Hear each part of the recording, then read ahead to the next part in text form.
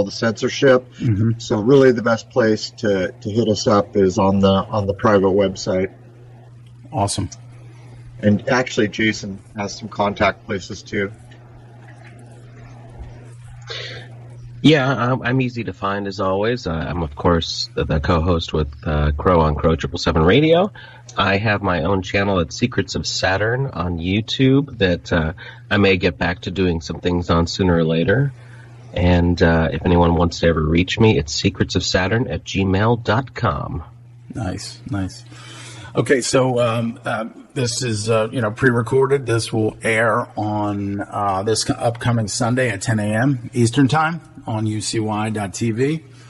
I don't know if you guys are familiar with the website over there, but check it out. And there's a lot of really good programming over there. It was live for a period of time until there were some issues, some personal issues and things like that things kind of went down for a while, but then now people are recording and uploading and things like that. So maybe eventually things are going to go live again, but that's when this will air. All right, so Crow, we were prior to the call, you were talking about, and I was asking about the Shoot the Moon movie that you guys have, and that's what's the website for that? Shootthemoonmovie.com. Well, basically, okay. If you go to Crow777radio.com, there's a link to Shoot the Moon in the top navigation for anyone, whether you're a member or not. But it's being hosted for a 1-week rental on Vimeo on demand. At this point, search engines have kind of caught up. So if you put Shoot the Moon in Vimeo, or Shoot the Moon in Crow777, or Shoot the Moon in Jason Lindgren, a search return will get you there. Okay. And recently, a while ago, Jason submitted it. And by the way, Jason made the film, which is based on, I don't know, probably over 4 years of my telescopic work, among other things. Where was I going? Shoot, I lost my thread. What the film is about, and it's available on Vimeo on demand, and we've been submitting it to film festivals. Oh, there it is. That's right. Yeah, so Jason submitted to, 20-some film festivals. We were getting turned down immediately by a few, but now we've been accepted in a couple of places. So hopefully it will get out and be an alternative for people to consider. There's a lot of common sense ideas backed up by years of telescopic observation, among other things.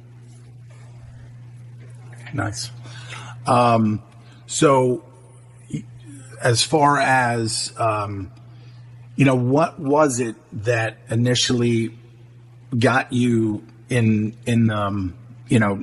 the process of looking at the moon and how did it all begin? I mean, I know you guys don't have to give the super details about it. Obviously, at some point within the next 24 hours, 48 hours, I'm gonna get on there and watch it. So what was it that kind of triggered you to start doing this? Well, I got out of the Marine Corps in the early 90s, and I'd wanted a telescope my whole life, but couldn't afford one. And so by the time the mid-90s had rolled around, I'd been out of the Marine Corps for a while, and I was working. I decided to go in debt for a fully robotic 8-inch Schmidt cast-grain Meade telescope. It was more money than I'd spent on anything in my entire life other than a car. And that's when I started. But all the way back then, I was trying to learn everything NASA was saying was true, subscribing to Astronomy Magazine, trying to learn all that. And I began to realize that there were problems with it. And then fast forward to 2012, there was a supermoon in May, and I had not had my scope out in a while, and we busted it out so family members could come see the supermoon. And my nephew spotted black triangles transiting the moon, And then each of us over maybe 2-3 hours, saw the black triangles. So that's what started it. I got filming coupling devices. I had a Canon T2i, so I got the things I needed to couple the DSLR to the back of my telescope. So the scope became the lens of the camera, and I started filming. So that was in May, and by the time mid-September had rolled around, I accidentally filmed the first known lunar wave in September of 2012. I held on to that footage for about a year. I never really I was a webmaster almost since the beginning of the web, and I did not want to have anything to do with social media. I knew what it was from the get-go, but in 2013, in the fall, a year later, I posted the lunar wave, and it took very little time before all hell broke loose. And as a matter of fact, about a month after the posting of the 2012 wave, the flat Earth, movement kicked up into high speed, or became very evident. Maybe that's a better way to say it. Right. Yeah, I remember the day that I was talking with my friend Greg, a guy who used to work on Wall Street, who had some, inside things. And I used to be on Oracle Broadcasting.com, and for probably about a year and a half. And then over to UCY after Oracle after they shut it down. I'm kind of wondering, it's still up in the air exactly what happened. They came out of the same, Oracle came out of the same area as Mr. AJ Alex Jones. And so some people think that he was behind like the purchasing, or, hey, here's some money. And then so Oracle kind of, But anyway, Greg was telling me then, he was like, you need to look at some of these videos. You need to look at some of these guys that are saying that, where we think we are, we're not. And so it took me a little while to kind of to look at them. But it is a very hot topic, and it triggers many, many people. So did you have doubts about NASA prior to, this, your interest in, with buying this telescope, or did your spider sense start to tingle after you started seeing things that, the wave and the triangles and things like that? It was a number of things. Most of the way through the 90s, I was learning what books and NASA and magazines would tell me. And as time went on, I kept finding issues that didn't jive. And at first, I thought, well, it's me. I just don't know enough. But then I remember around the time I got the telescope, the comet Hale-Bopp had come. And that was one thing that really kind of shifted everything for me, because I'd been so excited. Now I've got this pretty big telescope. Mm-hmm. I can go look at a comet, and it was the most damn disappointing thing you ever saw. As a matter of fact, much better view of most comets with a pair of binoculars or your naked eyes. You look at them through a telescope, and it's like, really? Not much there to see for the most part. Mm-hmm. And, that's not true of all of them, but that's when I really started to think about things. And then when I got into astrophotography back in the film days, I was using an Olympus 35 millimeter camera with film. Mm-hmm. And I started filming things like the Orion Nebula, and I began to realize what I'm able to create is in the ballpark, but nowhere near, not the same as what I'm seeing from the supposed Hubble. So that's where it all started. And then as we got up into the 2000s, it's just one thing after another. Right. Whether it was 9/11, Y2K, you just start to realize mm-hmm. that the world is basically driven by nonsense. Right. And I know you guys did the years, the decades, and I thought that was fascinating too, because I want to say I'm probably around your ages, from some of the conversations, some of the things that you've said about the things that you've experienced and the times that you have. So I figured that we're pretty much in the same age group. And yeah, I was born in the early 60s, and Jason is 10 years younger than me, almost exactly. Okay. All right, cool. Yeah, so yeah, you guys are basically in that group. So and I was saying, as I was saying to Wayne when I was having a conversation with Wayne, that when you get to 30 years of age, you either start to put pieces together, you start saying, something's not right, or you start to get political, whereas you never were political before. You start to care about things that you never really cared about before. That's why I really question this deep-seated hatred of the current king of the United States corporation. I start to question this hatred because I didn't even get political at all until I was, my late 20s, early 30s, where I started saying, well, maybe I should start to vote or something, So if you could point out one of the things that was like the most like bizarre to you, that and I can assume, I want to go ahead and assume that what they were talking about, this the Hale-Bopp, you were saying, the Hale-Bopp, yeah.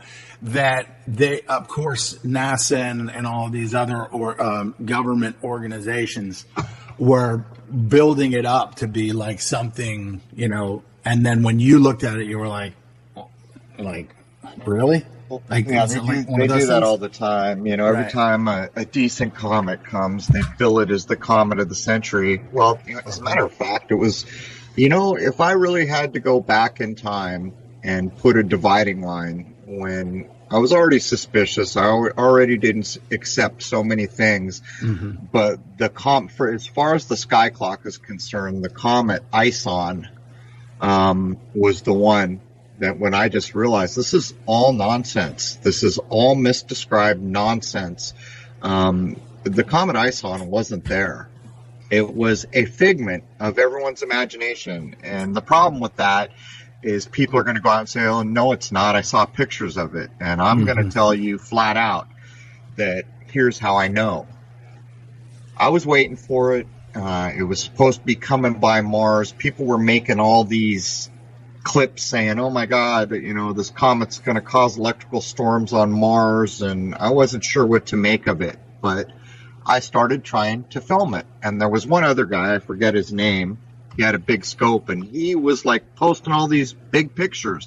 First thing I noticed was comets turned green around the time comet Ison came. In the history of every memorable comet of the 20th century, which I could recognize from having done all the studying, they're white, they're blue. Occasionally there might be a whisper of yellow. But all of a sudden in the 2000s, comets turn green. And so this guy's posting all these beautiful images of Ison, and so, okay, I'm going to go out and shoot it. And I can't find the damn thing. And so I'm thinking, okay, I'm a little rusty. I've gotten back up to speed. I'm getting talented, using the scope again. So I'm just going to do this. Could not find it. So it's supposed to be approaching visual magnitude, where you can detect it without a telescope, which, by the way, it never does. And by the way, before that, they're telling you this is going to be the comet of the century. So this is what I do. It was in the eastern sky in San Diego early in the morning. So I was getting up at like 4:30, 5 in the morning when it was still pretty dark. And I said, I'm going to find this. And so finally, the star Regulus in Leo the Lion, which is so bright you can't miss it, and the planet, the so-called planet Mars, was right there. So there was no missing where the comet's supposed to be. And I did this. I took my camera, I put a wide field shot on it so that I had Regulus and Mars and everything in that area in frame, and I opened the shutter for 5 minutes. And it wasn't there. And I did any number of things to do this. And meanwhile, these other people are posting pictures of Ison. And I just started to realize all of this is a tale. It is a right. media idea. Right. And so for all of the research that you did and the effort that you put into it, and how expensive was this telescope that you purchased? Well, that's kind of a story too. I wanted a scope. I had not made the decision. I was like in one of these, I was in a mall with my wife in San Diego, and it's like one of these discovery store shops, like not a place you would buy a telescope. Right. But I noticed there was a big robotic 8-inch, and the story behind it was an older lady bought it for her husband, and she bought everything, the carrying case, all the extras, eyepieces, all this stuff, brought it home, and the husband said, this is too much. And so she brought it back. So here it was, opened, never used, and cheaper. So I think at the time it was roughly $2,600 that I went in debt. Okay. Something like that. But it was, among the earlier fully robotic scopes, automatic tracking, all these types of things, good optics. Mm-hmm. Now, is there anyone else at that time? I mean, you're looking at this saying, I'm going to check this out because I know this is happening, and other people have posted things online. Was there anyone else like saying the same thing that you were saying, or anyone else out there describing what what your experience was? For the most part, there was one guy that I remember who had very big telescopes. I don't remember his name, and he was very mainstream. NASA tells the truth. And he's posting all these crisp images of ISON. And so, the first thing I'm thinking, well, maybe this guy has a 14-inch scope and he's in Argentina where the skies are pitch black. I'm doing all this mental gymnastics trying to figure out. And then I start to realize it's not true. They're saying it's right below visual magnitude, and I'm opening a camera lens, and you can't detect it. I did this again later with a different comet. I forget the name of it, but it was a green smudge. I could locate it, but it was a green smudge, and that's, I started making clips. Not too many people were.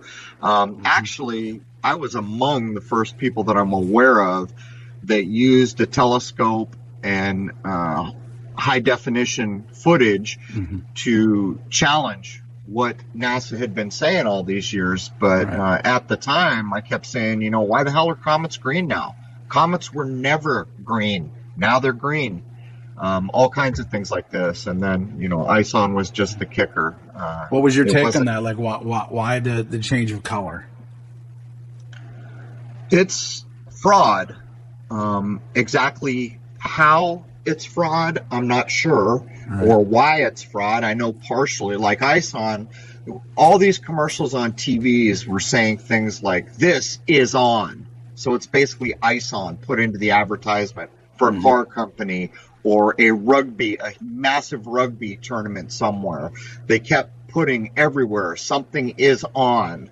So, it was a mind screw, basically. It's the people who know better laughing with their mega multinational corporations encoding the lie that people are buying into the world. And you got to realize that historically, there's nothing good about comets. Historically, they were always the harbingers of negative ideas, death, sickness, any number of things. And, that culminated some years later when NASA had the balls to tell us all they landed on a comet with the Rosetta Philae mission. That's a clip that I still have up. And I pulled that thing apart to the point where if you're an adult human being and there is any logic in your mind, you will fully understand the nonsense that we are presented with. Wow. So, and what color are they normally and have been up until that point? White. Sometimes you get shades of blue. You can go, I haven't done a search in a while, but there's comets that anyone who is paying attention to the Skyclock and seeing all the work that's been done for the past couple centuries, like Hayataki There's another one I've forgotten. It's like an Alaskan type name, but there's any number of them. I can't recall their names now, but I would estimate there's a good 10 to 15 well-known comets that pretty much have a look. For the most part, sometimes it's claimed they go around the sun, which they don't. Which was the case with Ison. Guess what? It went into the sun and it blew up and came apart, and they're presenting you all these faked images of their supposed satellites that are all the way around the sun, 93 million miles. So it's all stagecraft, all of it. Yeah. And so it was one of those things. We need to investigate this. Give us some more money. Give us some more money so we can investigate this. You got to wonder where that. If you logically work out what so-called NASA does, well, they're not going to space, and that's demonstrable. Not in the way that they're showing us, anyhow. In my point of view, no one's leaving our atmosphere or has. But my point here is, people post all the time what NASA's daily budget is now, and it's a crap load of money. So you've got to imagine, and I think we can demonstrate that organization has contributed to technology that's in the world now, and maybe it makes a lot of tech we never see. But I'll tell you one thing, it sure as hell is not going to the moon. There is no Hubble Space Telescope. It goes on and on. Almost every image you've ever seen that's attributed to the Hubble could be made easily within the digital age by a ground-based scope, but there's an aircraft called Sophia, which, ironically enough, has the identical size and supposed camera as is claimed to be on the Hubble. So we've done clips on that. I've done work on that to show that almost certainly Sophia is the source of all that imagery. And of course, in the digital age, versions of Photoshop or whatever you want to use, almost every image you see of something from what they call deep space has been digitally manipulated. And that was about the balloons with the satellites hanging from them. That's always fun. Right. And so, that was a funny thing too. I think it was. And you saw this with the telescope? Well, the movie Shoot the Moon has an endless litany of black objects transiting the moon. They're black because they're backlit by the moon. And they may well be what satellites truly are, some kind of a balloon-like system supporting them. Hard to know, but it wasn't, I don't remember the year, but someone down in South America found a crashed satellite and filmed it and put it up on YouTube. That footage didn't stay up for that long, but it was a satellite laying there with a big balloon tied to it that had crashed. And not only that, there's other clips that we've seen that show a similar thing. And roughly how big was it from what you could see while it was Well, that's another thing. It's not that big. The balloon and the rope system were clearly bigger than like the machine portion of it, but that's another thing. If you want to accept that space is real in the way it's described, which I do not, ask a simple question. Where does space start? Go ahead and try to get a solid definition of where space starts. Most people give up and they say, I'll just accept the idea of the Kármán line. The Kármán line's 60 kilometers. So that's the claim where space starts. So think about, even if a satellite was the size of a car, could you film that thing if it was over 200 miles away from you?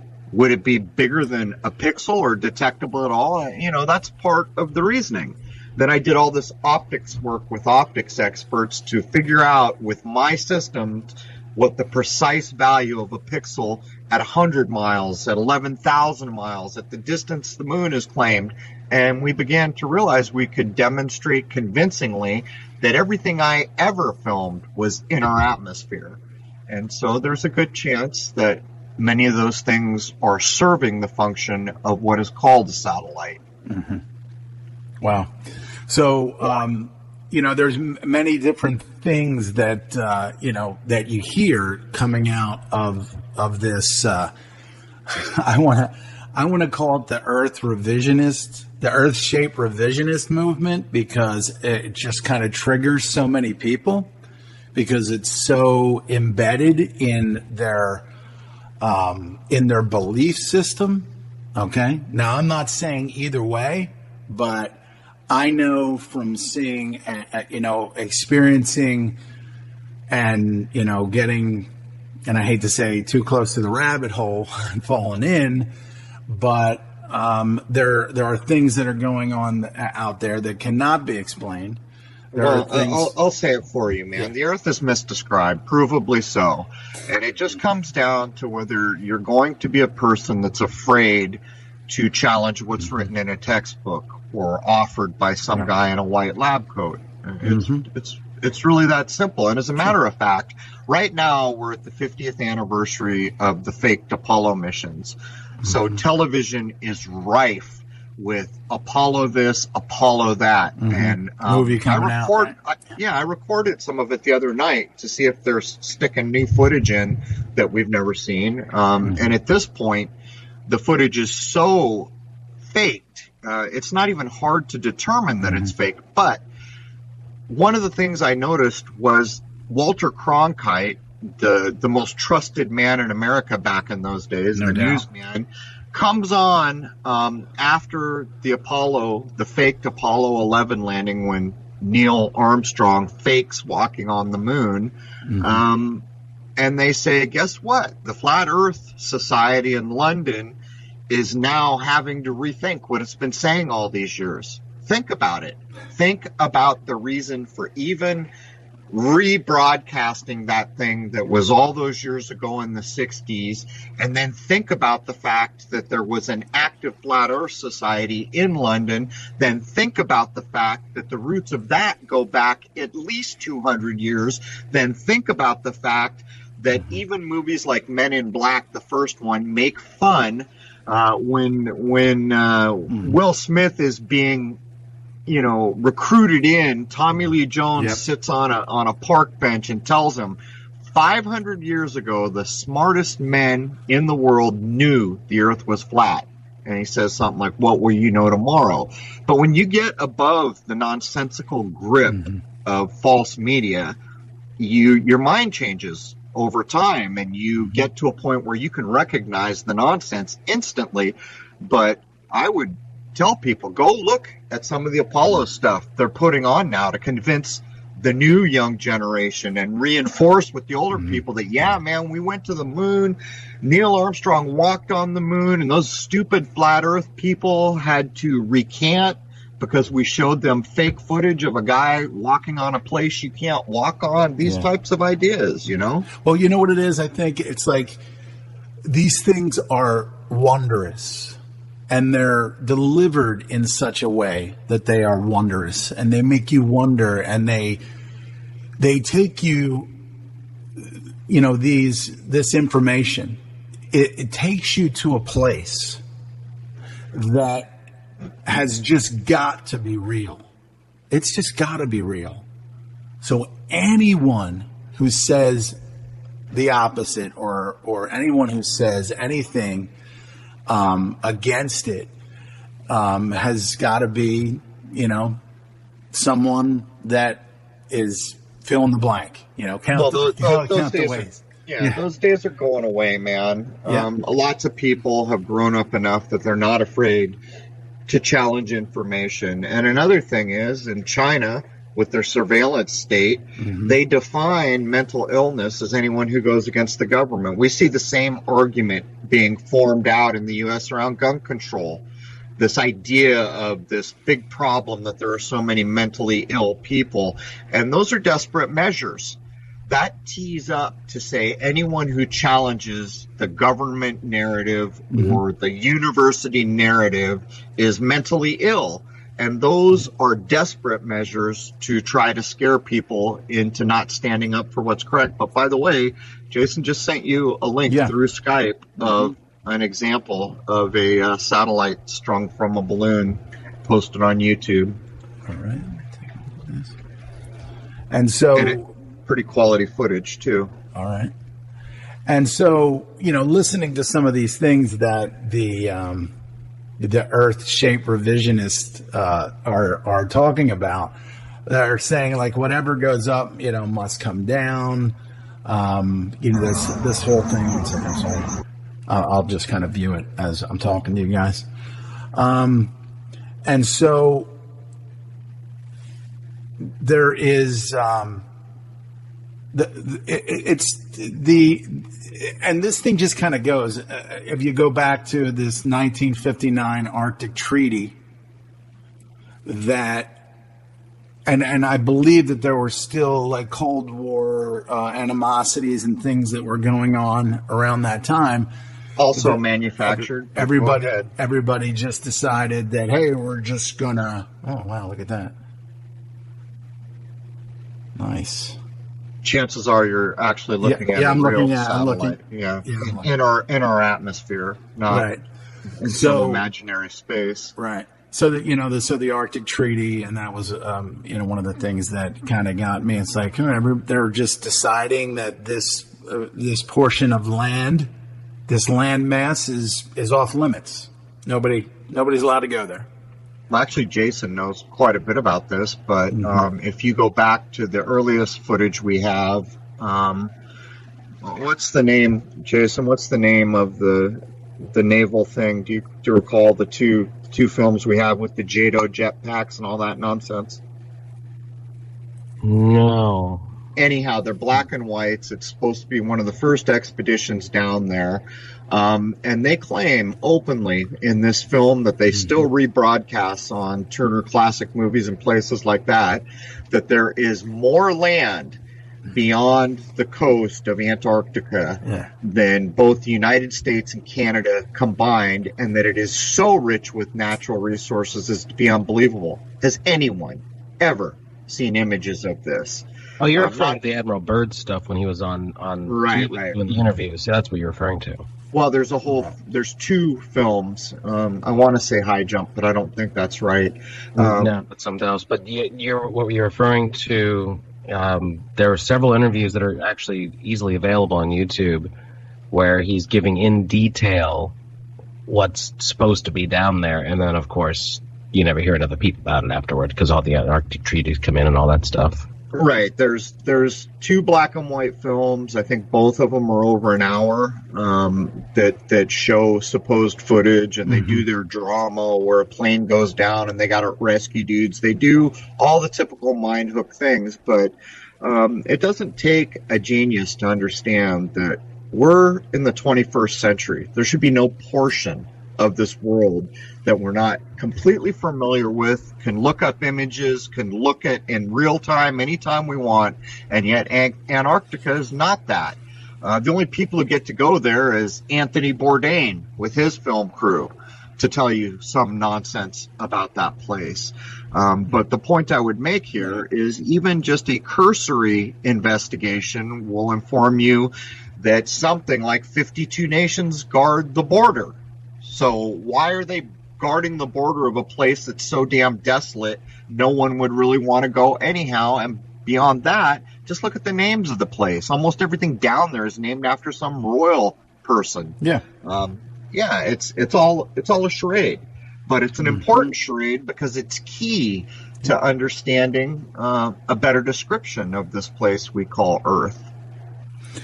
That would be like one of the most fascinating things in my as I contemplate the possibilities. And I think that's the problem, where people don't want to contemplate the possibilities. They've been given a limited they've been given a limited and limiting, like a dog that has an invisible fence. And so they just kind of believe everything because it's safe. It's safe to believe things. And I'm not saying that there's more land, but if I was a psycho and I was, a group of people that thought that I was better than everyone else, and we know that they exist in this world, if there was more land somewhere, if it was me, I'd be like, yeah, I want that piece of land over there, that, 3 or 4 acres in this, wherever this is. And we know that most of these. I mean, you got the Dutch islands, you've got the British islands. I mean, every bit of land is owned by royalty. It's owned by royalty. And I know you guys had Clint Richardson on there, and he, I don't know how much you were aware of the information, the things that he's researched over the years. Jason knows all that front and back. Right. And so it only makes sense that, this everything that we've ever been told. I mean, the education system is just, it's just there to create this. It just, the globe on the, not to go too deep into it, trigger warning. The globe, in kindergarten on the, here, this is you. You are here, and it just has a way of, embedding itself into your belief structure. And once that belief structure is created and it builds, once it's in there, it's kind of like Jenga, if you will. Every single, you start with, the full tower, and every belief, everything that you allow yourself to believe, one block comes out. And then when the tower falls, it's like, I'm sure you guys have played it before. So, here's the thing. These companies and the governments act like that we have limitless resources. And this is something I've been suspicious of for ages. Yeah. And I think most people could agree with that. They just keep pounding out products and ripping this apart and chopping down trees or whatever it happens to be.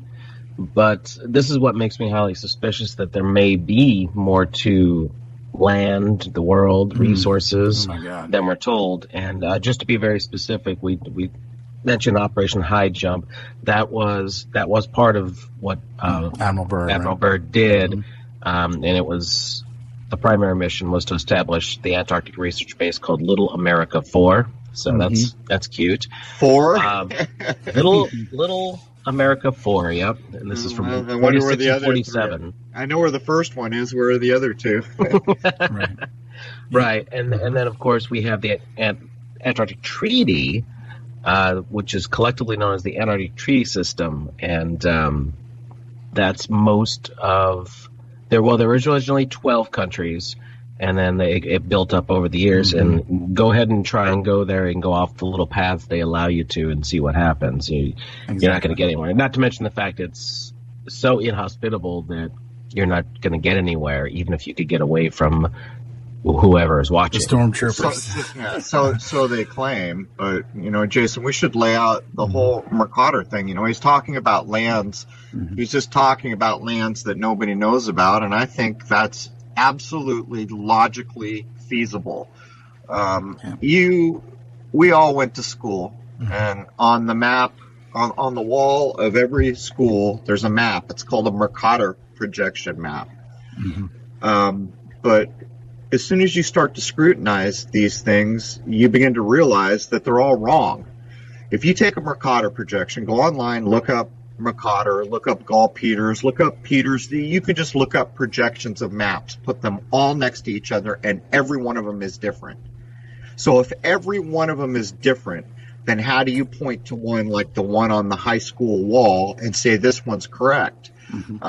The truth of it is, the moment that we supposedly went to space and looked back at the world and took a picture, that problem went away. Because now you could accurately depict the continent as it would look from a couple hundred miles up. But they keep trying to tell you, well, it's a globe and we had to flatten. No, nonsense. If you can get an image from 200 miles up, then that's how you depict a continent. When you get down closer into the map, then it's like a street map. It doesn't matter anymore. You're showing little, finite parts of it. But when you start to understand that, then you realize if the world is misdescribed, and if it is possible that I don't even know certainly the shape of the continent I'm standing on, then how can I deny that it is likely there are land masses I know nothing about? And Antarctic is the perfect example. Does that land go on infinitely till the end of whatever?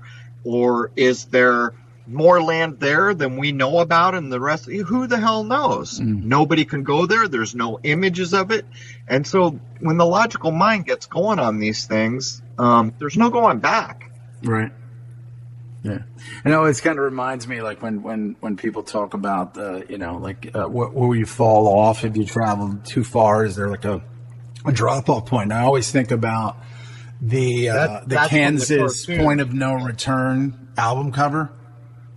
Yeah, well, what you just described was instilled in the Bugs Bunny cartoons, by the way. What would where you fall off the edge of the earth? Okay. That there's a classic Bugs Bunny where Bugs Bunny is arguing with Christopher Columbus, who is also a construct, by the way. And Christopher Columbus is saying she's a round like the tomato, and Bugs Bunny is saying she's a flat like the pizza. And by the way, I think I remember that now. The pizza is always used, even in modern times, because some of the biggest corporations own those pizza chains. The pizza is still allegory for the flat world. Whatever shape or whatever size it may be. But anyhow, that idea that you just expressed, the ship going over the edge, there's a famous painting that instilled it in everyone. But for my money, the generation that I'm part of was influenced early on as children by Bugs Bunny. That came up a few times. Wow. And even the thinking about the lyrics too, that song "Point of No Return." What a great band they were. Such an incredible. And I think maybe even they were hinting at something, possibly, maybe. Well, there is no popular music that mattered that isn't encoding and suggesting, and it's the nature of that that whole industry. And it doesn't matter whether we're talking about music, film, TV. It's everywhere. Gotcha. So I figured that the Shoot the Moon would be one of the really best places to start with you guys, because it is it's your creation together. Again, I can't believe I haven't watched it yet, but I will be watching it, and I'll definitely reach out with my thoughts and everything on it. So. You guys, if there's anything else you want to kind of cover on that, just let me know. I listened to so many of your podcasts. One of them was you guys spoke about Mercury, and I thought that was just fascinating. The Mercury topic, and then you spoke about Robert Johnson. And I tried to explain it without going back and listening to the podcast again, because I'm out there and I'm walking and I'm trying to choose between like so many of these incredible podcasts that you guys have done.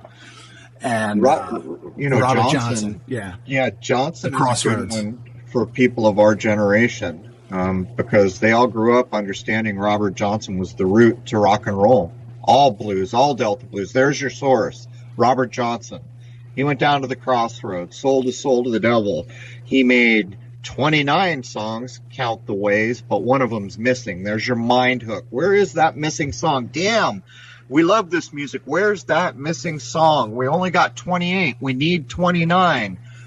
It's proof positive when you logically work out what we've laid down about it, that Robert Johnson never existed as a human being, whether or not some person played the role, but that it is the use of Mercury and mercurial ideas to encode the path of the sun in a way that makes people fearful, that instills mystery, that makes them worship things that don't exist, any number of things. And what would you add, Jason? Well, we've actually talked about this, and we've looked at this a couple times. And have you noticed how the information has been shifting over the course of the 2 years we've been discussing it? He's getting written out now, right? Well, yeah, and you're completely correct. Robert Johnson, when I was 17, 18, starting to learn how to play guitar, was always considered, this is the root, this is where it came from. Yep. Now all of a sudden they're discussing other people, and they're still the same kind of story around Robert Johnson, but now all of a sudden it's not as important as it used to be. Now it's about some of these other people and things like that. So you got to wonder, what's the real root of rock and roll, and how did these things go from one to the other? But it definitely seems to have come from the black blues music of the 20s and the 30s, and then kind of worked the way forward. What's interesting is a lot of the bands that we discuss that are probably Tavistock projects in some way, shape, or form.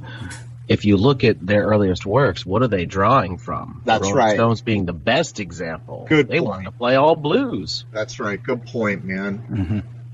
You know, and I started to have this conversation and say that, just kind of blathering, it's possible that, this Robert Johnson guy never really existed. And then I kind of caught a little Or bit an of amalgamation is probably a more likely scenario. right. And I think they kind of reinforced it with a movie that I thought was awesome for a number of different reasons. Because, I play guitar as well. I know you guys do too. And I'd be, if you guys have anything or any kind of work or anything that you want to share with me, I'd love to hear it. Jason's got a ton. Jason's got albums. Oh, wow, dude, I'd love to hear it if you want to send some links and things. Sure, yeah, I'll send you some links. And so, I kind of got derailed there. I derailed myself. But yeah, Crossroads with Ralph Macchio. Exactly. And then at the end, he has that duel with Steve Vai. It's like, ugh. And they're going to find, the devil is the nonsense put in there, which is actually just the sun at its low point at the summer solstice, which is 12/21, which encodes 33. But the new guy that is being fabricated to be the root of Delta Blues appears to be a guy named Charlie Patton, and that will get all tied to slavery, by the way. But here's what the logical mind can do. So let me ask you a question. In your world, Andre, who knows you better than anyone else in the world? If someone was going to make, after you're dead, a biography about your life as accurately as they could, who knows you better than anyone? I would say your wife or my current friend? Girl. Okay, and, so that and my family, some members of my family. So all those people get together to make a film biography of your life. And they reconstruct that night in the kitchen when this thing happened. And they reconstruct that time you were at a baseball game and something else happened. How accurate is that portrayal from those people who knew you best? The overall idea of what they're trying to express may be valid in something that truly happened. But then again, when you get three people who knew you well, chances are there's three different versions of what happened that day. So when you get to the replacement of someone like Robert Johnson by another guy named Charlie Patton, you can logically work out that if it truly happened, if there truly was a person named Charlie, then there might be resemblance to reality. But other than that, it's a figment. It's a representation. It's a story. And you've got to logically work these things out. I haven't looked at it closely, but I will not be surprised if in the next year I say Charlie Patton is a figment of your imagination. There are a lot of people out there that want to argue with me about Robert Johnson, but I'm not really concerned with it. I've done my homework, and I worshipped Robert Johnson when I was a young guitar player. Oh my God, did he really sell his soul to the devil? Well, now I'm a damn grown-up. Right. No, he didn't. He's talking about watching the sun. I went down to the crossroads, baby. I looked east and west. Well, why? Because that's the path of the sun. And I fell down to my knees. Well, why? Because that's the symbol for Capricorn when the sun is at its low point at the winter solstice, what we call Christmas. And that is the allegory for the devil. And that is also the mercurial idea, which that symbol for Mercury holds the devil horned icon and the crossroad right in the symbol. It's all provably a construct. And you could say the same thing of Einstein. You could say the same thing of Stephen Hawking. But most of the time, people's heads just explode because you had the gall to challenge these heroes of history. There's a big point on Johnson I really would love people to check out. And there is a lot of argument over this. But there are folks who have slowed down the recordings. Those, I think it's like a CD, 2 CDs-ish worth of recordings that are supposed to be attributed to Robert Johnson. And they always sounded funny to me. You know how like a lot of old films, they're sped up, and a lot of old recordings, they're not, you could tell they're just not at the right speed. Well, some folks have taken a stab at pulling them down to what they thought it should be, and all of a sudden, it sounded right to me. Right, legit. Yeah, it's like, no, that sounds like a black man singing in the way you would expect his voice to sound. And the way I've heard really good blues players play, because it always sounded a little too fast, and it always sounded just a little too tinny off, you know? It's like, obviously the recording technology was terrible back then compared to today, but it wasn't so bad that things aren't intelligible. They should be intelligible in a normal way. And once you change the speed down, I don't know, that sounds like more what I would expect it to be. And he's not shredding like Eddie Van Halen all of a sudden when you do that. He just sounds like a really good blues player. And, of course, a lot of people who are Johnson worshippers are saying, no, that's ridiculous. He was, you know, whatever you want to say about him. Is there footage of him? Is there? I know that somebody said two pictures. Yeah, count them. And they were press shots, or whatever you want to call them, like promo shots done for him. Of him sitting in the chair, right? Of him sitting in the chair. Yeah. Okay. One's like a close-up with a cigarette and everything. But there's just these recordings, and that's it. Now, we are talking about the 1930s, so there wouldn't have been a ton of stuff around the entertainment business in general unless you were Top of the Pops, you know? Those kinds of things just didn't exist yet. But there's so little of him. Now, there are some big blues guys who said that they knew him. And they lied. And those people have also all now passed on, because we were talking a long time ago now. But it seems like that he may have existed, but the things and the way they tie all the stuff to him just really seems like a fabrication. So recently on it was like Roadshow or someone had found the unpublished picture of Robert Johnson, and it was going to be worth it's a fake.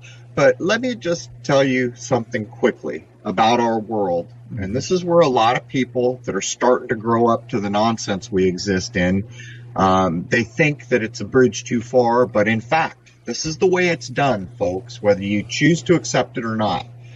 In Robert Johnson's case, it's a complete 9/11 encode. And the reason it's a 9/11 encode is because it's such a vast lie, it's going to be used on a worldwide level to pull everyone's mind into fantasy. When everyone's mind is pulled into fantasy, it is very easy to control people who can't possibly make one right decision because everything they believe in is not true. Right. And here's some of the examples. He's born on May 8th, get this, 1911.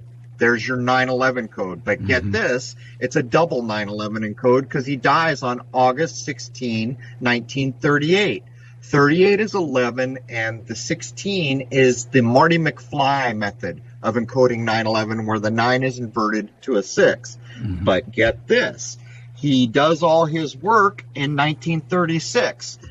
36 is a way to encode the number 666, because not only could you view it as saying 3 sixes, which is kind of an offhand way, but if you add every number from 1 to 36, the sum will be 666. So he's encoding 666. To top it off, his active years in every account is 1929. Anytime you see 92 or 29 used in this way, it's encoding 9/11, because 9 and 2 is 11.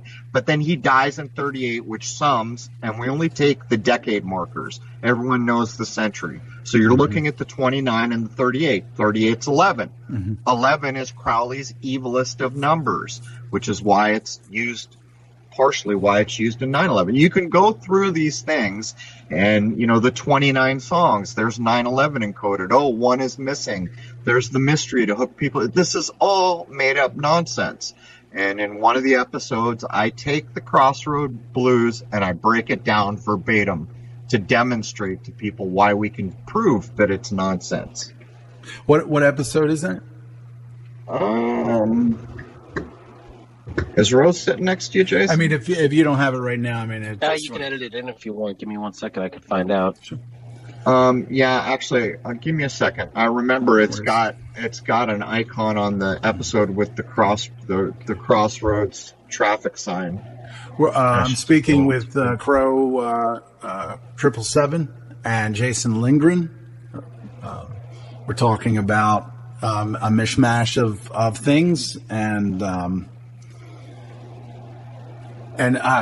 you're what you guys doing? There's just so much to just kind of touch on that just kind of. And it's always good because, like in the years that I've done podcasts, I've always just kind of, did things a certain way. Maybe the easy way to just kind of roll through some things, hand out some information, and then, say there's something wrong with this. It doesn't seem right. When I say you guys are rock stars, I mean, you guys really, really kind of break things down. You really do things in such a way that, Here it is. I appreciate it, is what I'm saying. I found the episode. It's episode 56 called Alchemy, Transmuting the World Mind into a Fantasy-Based Reality. And then 3 episodes before that, on episode 53, we apply the Mercury symbol, the crossroads idea, to prove that nuclear weapons don't exist as you've been told they do. That's right. So the Robert Johnson breakdown is in episode 56 on Crow777radio.com, and episode 53 goes through the nuclear nonsense. It's titled Duck and Cover No More. Mm-hmm. Rose also said it's mentioned in 158. Okay, terrific. Rose knows everything. Very good. Wow.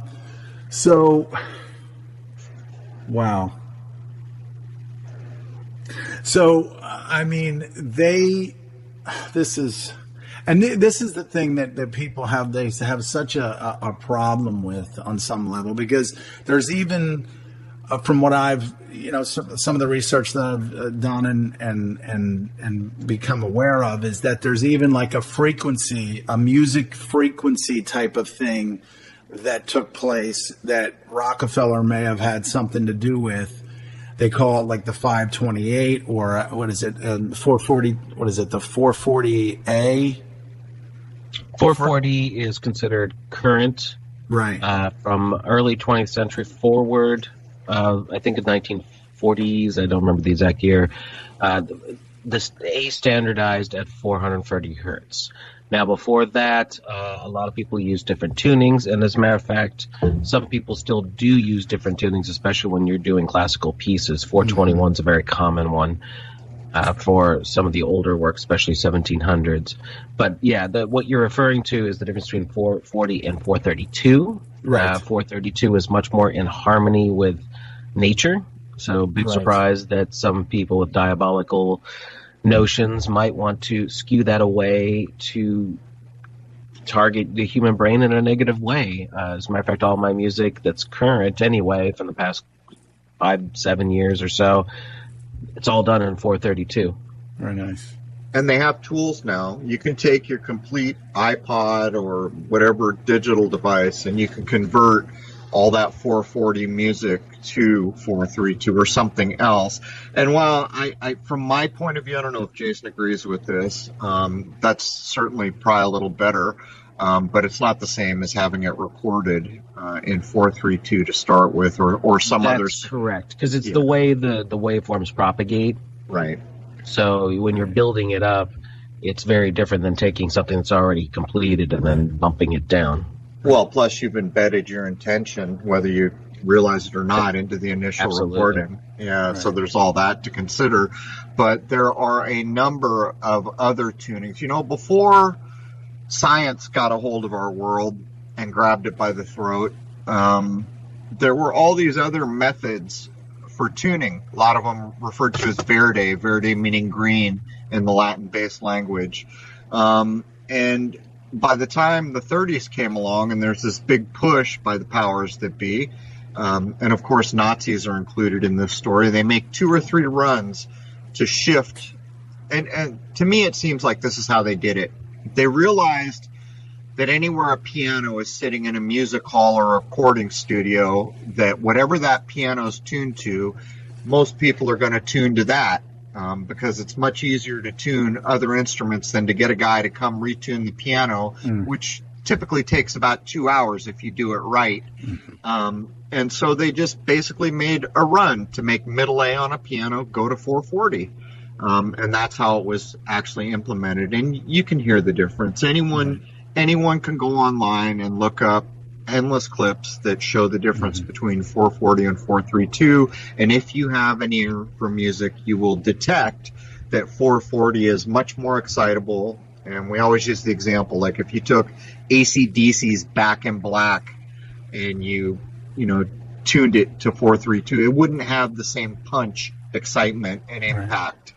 And the way that I think about it is, you take your fifth string A at 440, and if you were to tune that down, if you were to tune that down to 432, I mean, the string would just be like fluttering on the neck. I mean, it would lose a lot of it. It's only 8 cycles a second.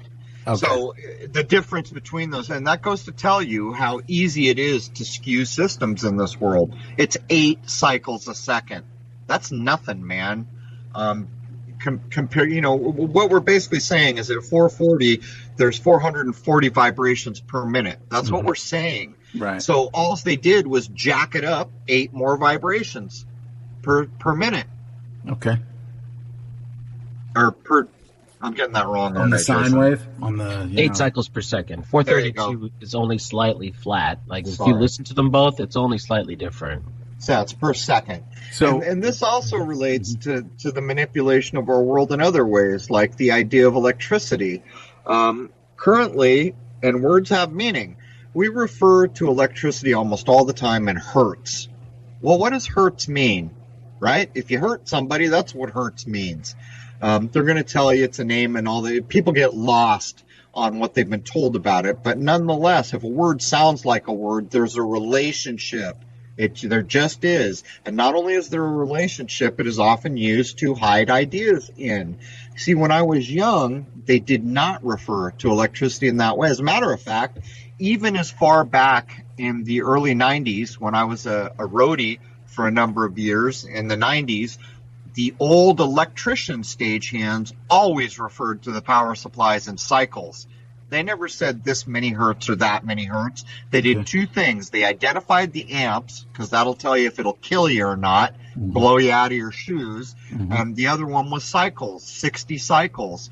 And this is far enough back that these old dudes that had been on tour with the Grateful Dead would be hooking up these massive power supplies for a stadium gig. And at that time, and I'm not even kidding, they would instruct us, you'd stand there with a 2x4. I'm not even making this up. And while the old roadie hooked up this massive power supply for a stage event, if he got stuck to the electrical connections, you were supposed to hit him with the 2x4 to get him off the electricity. Wow.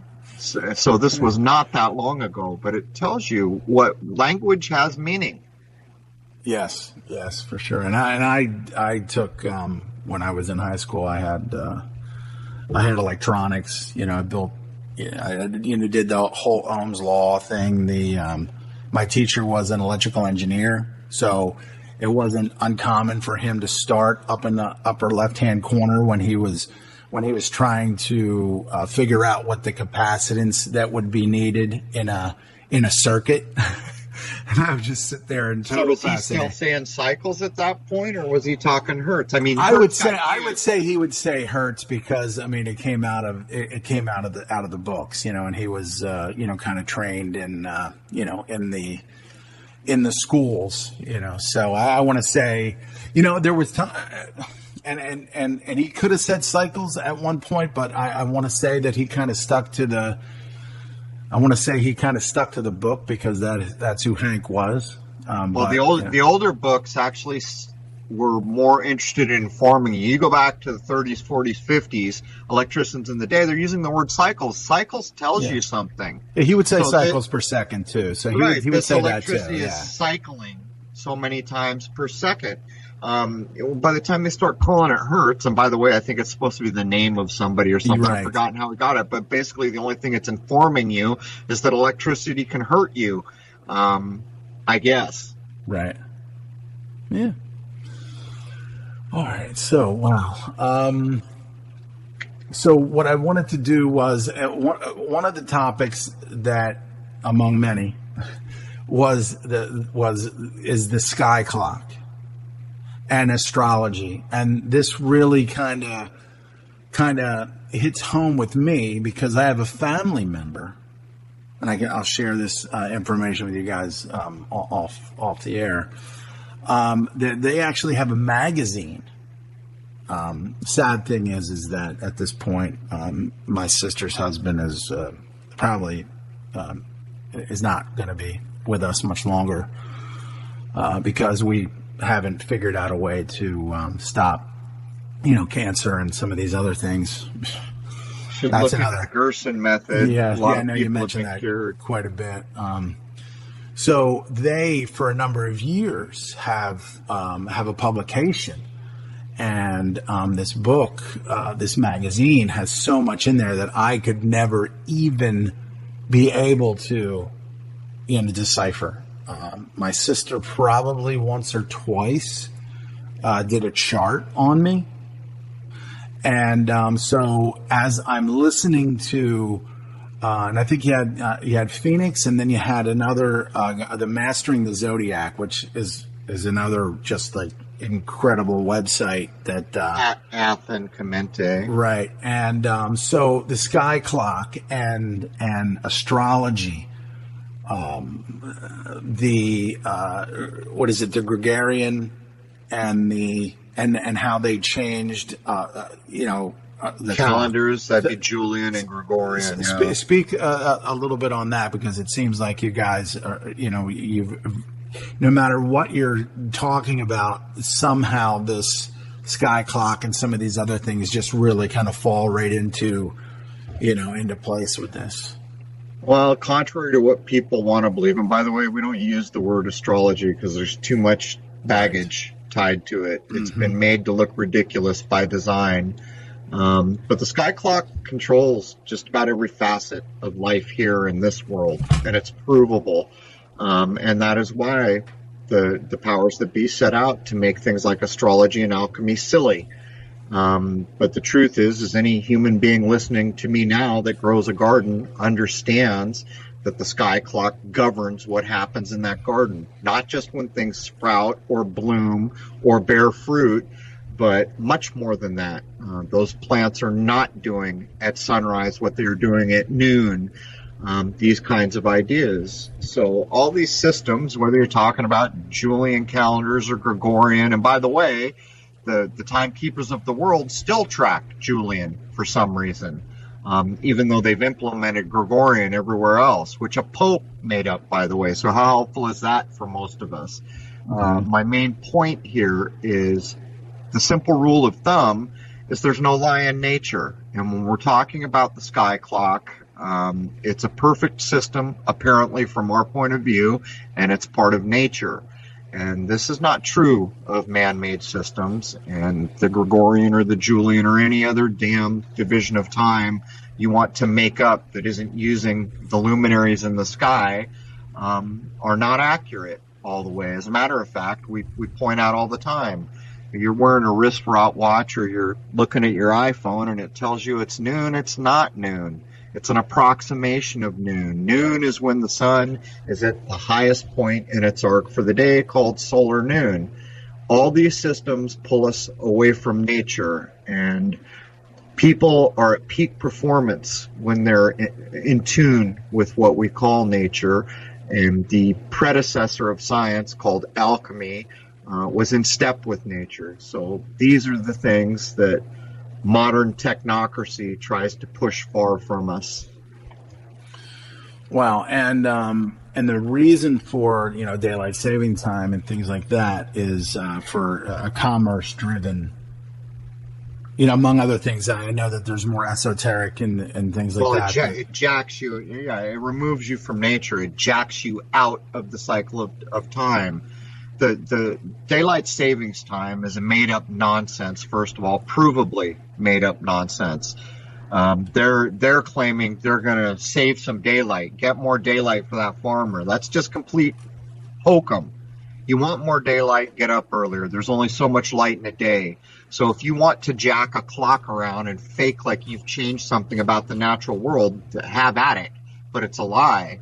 As a matter of fact, there's an Indian chief who had a saying, only a white man would cut a foot off the bottom of a blanket, sew it to the top of a blanket, and act like he changed something. And that was in regard to daylight savings time, which is implemented, by the way, at the spring and fall equinox, which are supposed to be days of balance. We're supposed to have 2 days of balance in this world, which actually isn't all the way true on its own anyhow. But my point is they implement these things right at key times. And what it does is, like, if people are familiar with the idea of circadian rhythms or other things, it pulls you away from being in tune with your world. You got to think back 100 years. When was it time to get up? Well, when the rooster crowed or the sun was coming up, that was nature telling you, okay, it's time to start your day. How did you know when it's time to go to bed? Well, the sun's going down. We can't see anymore. So most of our work is now complete. That is a human being in tune with an apparently perfect system that we call nature. From the onset of chronology devices like clocks and wristwatches, we have steadily been pulled away from nature. By the way, although I don't accept the dates of history, I can put a date on it for you. We really started to get jacked out of time on what mainstream likes to call 1620, and I can tie it all day long to Easter, to the Vatican trying to act like Easter occurs on one day, which is also not true. Right. If you're in New York, Easter will not occur the same time for you as it does in Russia. But the Vatican wanted to force Easter to one day. And that was a complete put-up. Every culture since the beginning of time has understood when the equinox is. And since currently they want to set Easter as the first full moon after the spring equinox and then pull it to the nearest day of the sun, or right, Sunday, it's all a construct. Wow. So you mentioned the circadian rhythm. Is that something that has kind of surfaced as a result of them changing things around? Because the things that I've heard about it is you get your best sleep between 10 p.m. and 2 a.m. Is that... I would imagine a modern human being doesn't even really mostly know what good rest and good work and you look out in your garden, you see a squirrel or a chipmunk, they're miles ahead of you. They are in tune. They understand when spring's here with no one telling them. As a matter of fact, you know how I gauge when spring is now? I wait for the chipmunks to come out of hibernation. That's how I do it, because I know there's no lie there. The news is busy telling me, oh, today's the spring equinox, and it's not. It's probably not. Is it sooner than what they say, or is it later than what they say, or does it vary? So it will be... I got to think about this for a second. In the spring, at the vernal equinox in March, they will announce, usually on the 21st or 22nd, sometimes the 20th, that it's the equinox everywhere in the world, which is a lie. Sunrise does not occur in New York when it does in California, and the same thing applies to an equinox. An equinox is supposed to be equal night and day, so in the spring it will occur roughly 3 days prior. So this year, I think it was on the 19th when equal day and night occurred. And when you get over to the fall in September, I think it's 4 or 5 days off, and they announce it too early, which again, they've tried to force it to the 21st or 2nd, occasionally the 20th. Right. You can look at these times, but why would you bother to lie about a thing like that? That's the division of the seasons. And it's no different than time zones, as a matter of fact. Like in the United States, the central time zone. I think it's central. One of them's really, really has some wide spots, like almost 800 miles, getting close to 1,000 miles. So in that time zone, a dude on the western border is going to see noon at the same time as the dude on the eastern border of the time zone. And there's 800 miles in between them.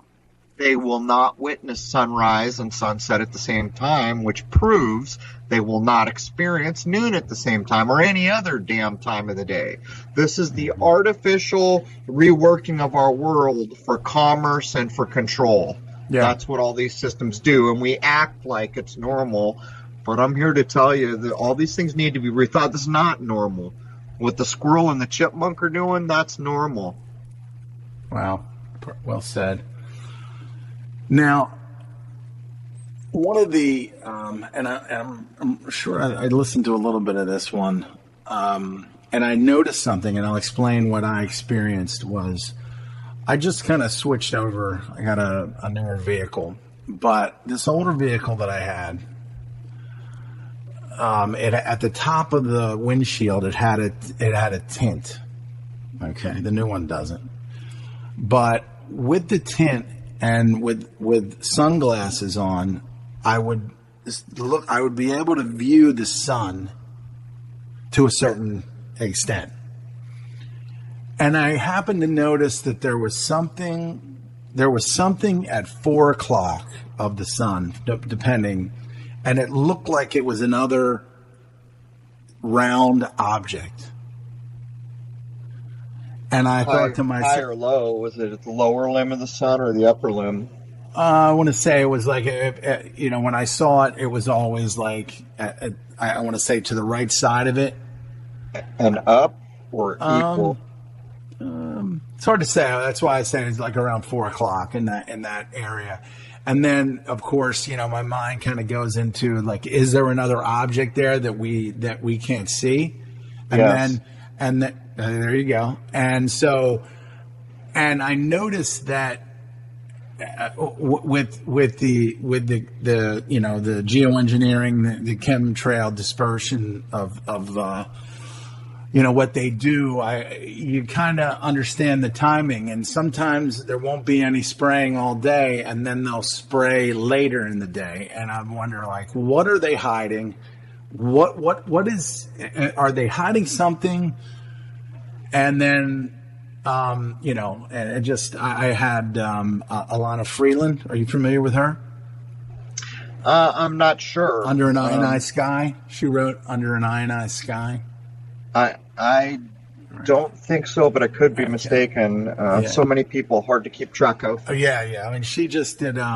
She's an author of 2 books. One of them, Under an Ionized Sky, she's talking about space vents and things like that. She did a conference in New Mexico with a man by the name of Clifford Carnicom. It doesn't ring a bell. Carnicom, Carnicom. If you just type in Clifford Carnicom, it'll take you to his institute, the Carnicom Institute, and for the last 20 years.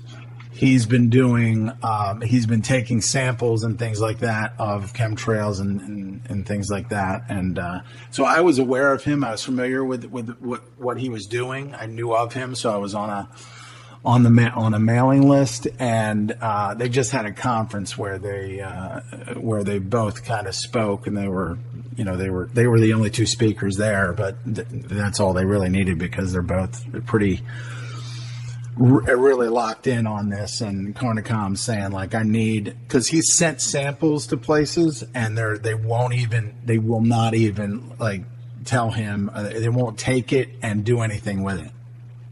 He's just been just completely he says there's like DNA and a bunch of other stuff in there.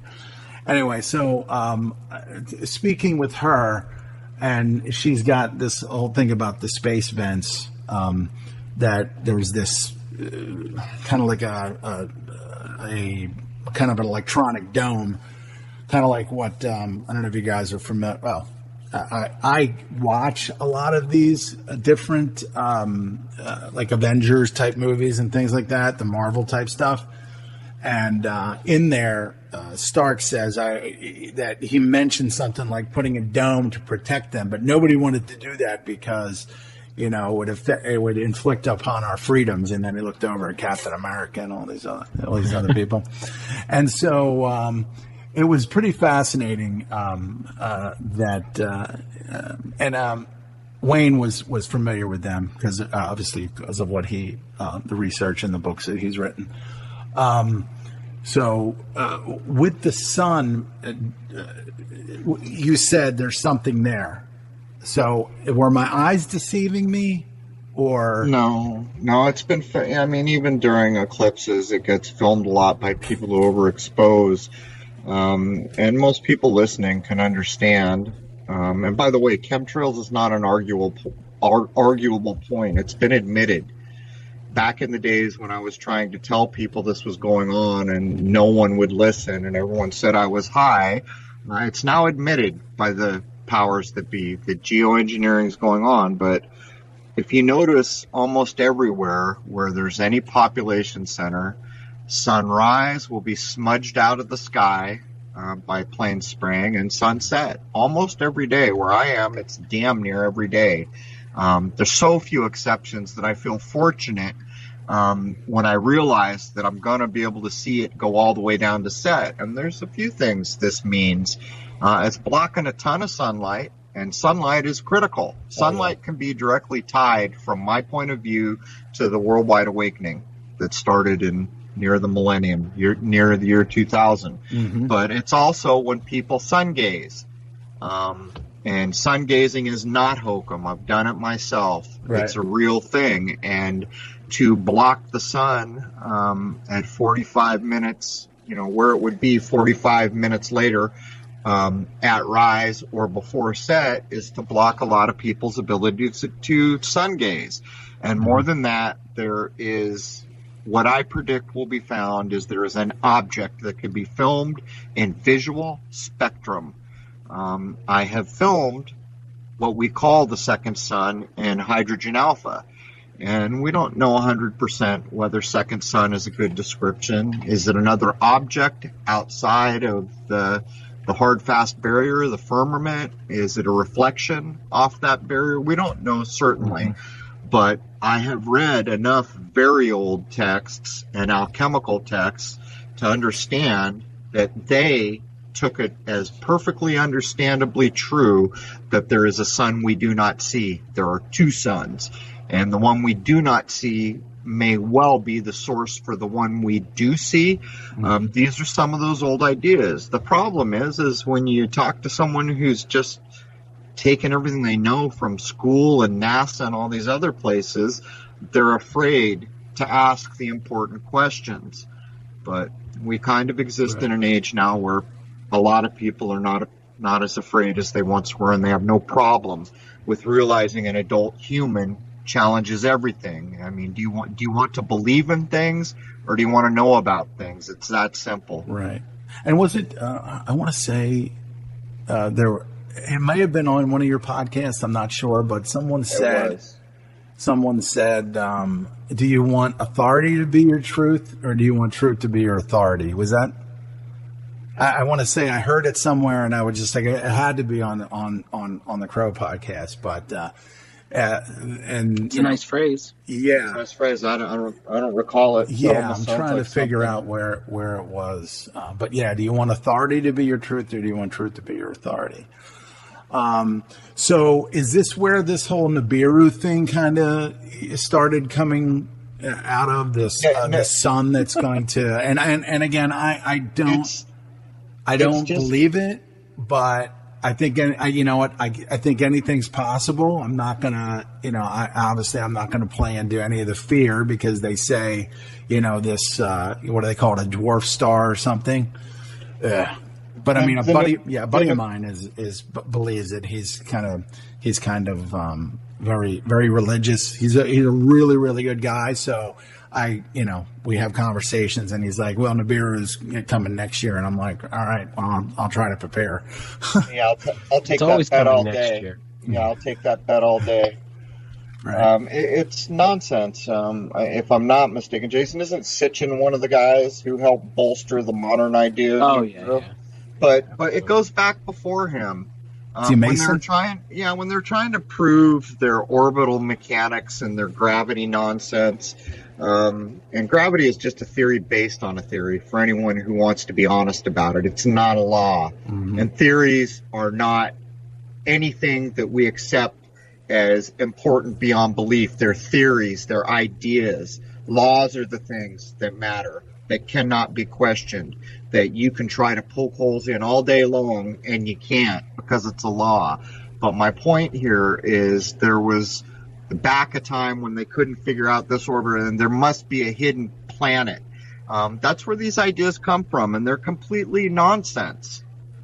Space is misdescribed. Our world is misdescribed. The sun and moon. As a matter of fact, the Apollo thing, I was just watching when they showed the paper excerpt that these poor idiots that are flat earthers in England now have to rethink everything because Neil Armstrong is walking on the moon showing fake pictures of the Earthrise over the moon, which, by the way, those pictures have been proven fake. Jason did it, I did it, and NASA has since replaced those images because you could find the crop marks where they put the snapshot of Earth and their mocked-up moon. But my point here is that all these things that have a mystery to them, that are fear porn, it's going to destroy the world, end of the world is near. Anyone who continually buys into these things has not yet grown up into their adult mind. The adult mind should firstly say, wait a minute, does common sense allow me to consider this in any meaningful way? And if the answer to that is no, you can still consider it, but it has failed the primary test. And you should never accept anything that has failed the primary test.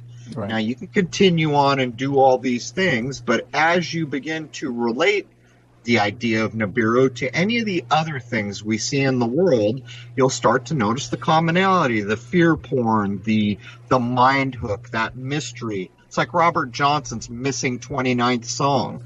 There always has to be that mystery that snags the lazy human mind. You see, because mystery is a thing that hooks your mind and it never resolves. And as an example, that Roswell is a perfect example. The whole Roswell lie, right off the 33rd parallel of this country. Every year, more new secrets about Roswell are published in books. And there is never a year when you are an inch closer to resolution. Ever. And there never will be. And these are fingerprints of fraud. These are key indicators for an adult human mind to say, wait a minute, this is not right. Things that exist in the world, you can know things about them.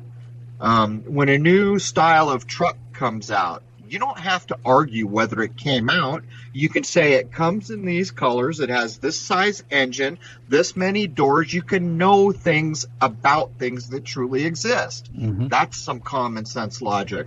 So people just have to get away from believing in things, and that's not a shot at religion.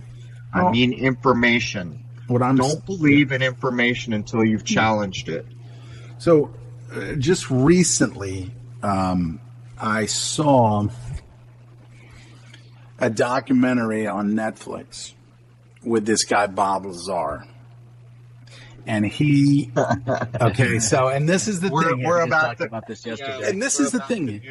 This is the thing here, that I truly believe that there's levels of compartmentalization everywhere in every single one of these governmental organizations, to the point where they can actually make people believe that work for them that things exist. So not only is Bob Lazar making this documentary with the help of this other guy, but he's also on Joe Rogan. He's talking about this. That tells you everything you need to know. There you go. So I there was a time when I thought that, it's possible. Like, if we're here, there's got to be something else different somewhere else, And I'm kind of, what do you mean by that? Like, what we are, and of course we don't know what we are. We only, to a great extent, we know what we are because we've listened to this authority that's told us what we are. And which they've lied to us about everything. And so, again, if you question any of this, it falls under that. Everybody knows that this, right? Like you said about the lie, you tell a lie and you spread it across the globe, and it's so huge that people will pull that in. And when that lie gets, oscillates every year, or however much they want you to hear this again, it gets to the point where, well, everybody knows that this. So, do I believe that there are there's life forms outside of this? I'm beginning to question. I'm beginning to question big time. You should tune in next Thursday, because we will be covering the alien nonsense that's been handed us through books and TV and movies, and Bob Lazar will be a piece of that. And an adult mind that looks at Bob Lazar or any of these things and walks away, you know what it comes down to? It comes down to the little poke in the eye you get at the beginning of the X-Files. Do you want to believe? That says it all. Because if you do want to believe, their work is already done. You're going to absorb all the nonsense. You're going to love the mystery. You're going to seek the mystery. You're going to want aliens to be true. And that's all it takes. Yes. But if you don't want to believe, then the flip side of not wanting to believe is wanting to know. Do you want to know if it's possible that there is any evidence for gray aliens or anything, reptilians that magically morph into world leaders, all this nonsense that fails the primary test of does common sense allow this to be possible? Because as soon as it fails that, you have to do a lot of work to undo a fail like that. It's not impossible to move beyond an initial fail of that magnitude, but for the most part, 90-some% of the time, if it fails the common sense test, chances are it will never pass any test that allows a grown-up logical mind to accept a thing as valuable in some way. And there's Thursday the 11th. Right. We're going to put up a podcast, which is the second and last episode on artificial intelligence. The following, so what would that be? The 18th, I guess. Thursday, the 18th of July is when Wayne McCroy is going to come back on, and we're going to take on anti-gravity. We're going to take on flying saucers, the alien thing, the aliens are invading the world thing. Bob Lazar is part of that. Just all of it. So, is it possible that they would try to do some kind of fake alien invasion? I mean, there's got to be, you would think there would have to be a reason why we've just been, this has been hammered, X-Files. There's so much, just everywhere you turn around, boom. Yeah, you tell me. Is there a chance that they might fake a terrorist attack and knock a couple buildings down in the middle of a busy city? Is that a possible thing they might do?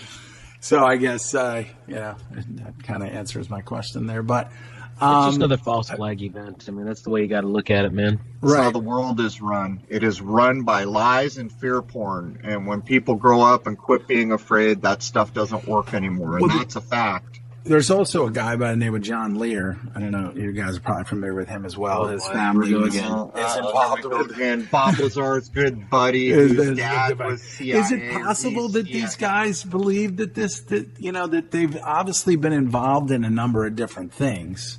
But I mean, is it possible that they actually believe that some of these things are going on? That's an unprovable fact. Bob's is a little better than John. John Lear talks about some seriously silly crap, man. Yeah, and that was really stupid stuff. It's not knowable to know certainly what a person believes or doesn't, but it is possible to know if what they're saying holds any water. Right. Just by common sense. Mr. Lear has reached out to me before about the lunar wave, and he's still on about damn hidden moon bases and all this other nonsense. It's like, what's that guy's name? I can never remember. Hogue. Mr. Hogue. Yeah, he wrote the book. Yeah, you know, in one hand he calls me a CIA shill in an interview we did in Newsweek, both of us, or the second interview I did in Newsweek, and then he contacts me telling me he figured out what the lunar wave is. I call the dude on the phone and he basically runs and never gets back to me after he just told me he wants to have me on, because I'm no nonsense. I'm not rude to people, but I'm not going to sit here and drink Kool-Aid when I don't know what's in the damn Kool-Aid. Yeah. And that's what they're offering. I forget what book he... it's tampered with. Which one of the big books that he... Dark the face on. Right, yes. I read that big-ass book cover to cover. It's just nonsense. It's completely provable nonsense. It's like, I don't know, we live in a frustrating age. Like, I just did probably more research than I've ever done to do the AI series, the one we're about to deliver part 2 of. And in these books, there's all this, what I consider to be acceptable, verifiable information, but in the same breath, they're saying, but China's still pissed off because they lost the space race. So these lies that we've been talking about, which pull the whole world's mind into fantasy, which means any decision based on that fantasy cannot be a correct decision. It's the old computer conundrum. Good information in, good information out. Bad information in, bad information out. That's how the world is run. So all these poor souls wandering the earth who accept that Apollo happened, that accept that NASA's told you every decision they ever make in their life based on these provable untruths is in error.